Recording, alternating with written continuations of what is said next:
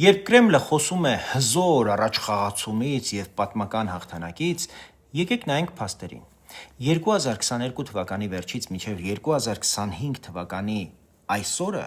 3 տարի շարունակվող պատերազմի ընթացքում Ռուսաստանը վերահսկում է Ուկրաինայի տարածքի ընդամենը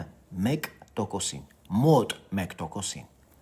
Սա հաղթանակ չէ, սա մաշեցնող մսաղաց է։